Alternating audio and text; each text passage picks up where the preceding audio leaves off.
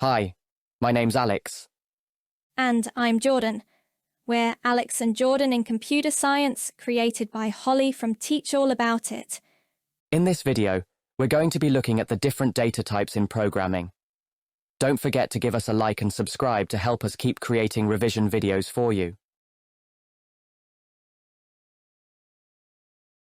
Data types tell the computer what kind of information we're working with. Every piece of data in a program falls into a specific type. Think of it like this. Just like there are different containers for different things, like a jar for biscuits or a box for storing your homework. You wouldn't want to store your biscuits like they were homework. In programming, we also need the right container for our data. Let's start with one of the most common data types, strings. A string is a sequence of characters, like letters or symbols. It's often used for text. In Python, we use quotation marks to create a string, like this. Here's the pseudocode for declaring a string in a program.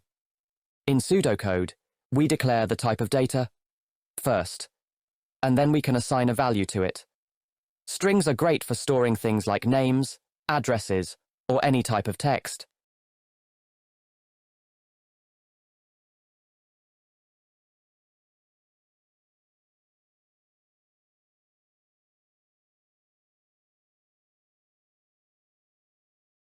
There are two main types of numbers we use in programming, integers and real numbers, which are also called floats.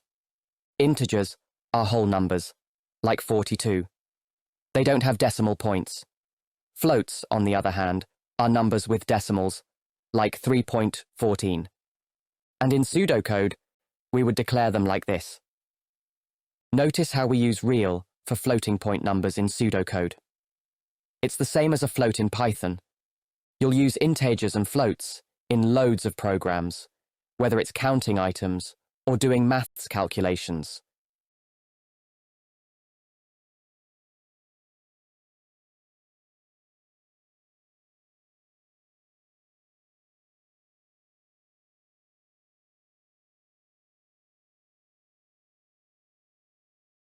Now for something really useful, Boolean values. These are pronounced boo-li-an. Booleans can only be one of two values, true or false. They're often used to check conditions in a program. For example, if you want to know if it's raining, you could store that as a Boolean value, true if it's raining and false if it's not. In pseudocode, you would declare a Boolean the same way and set it to either true or false.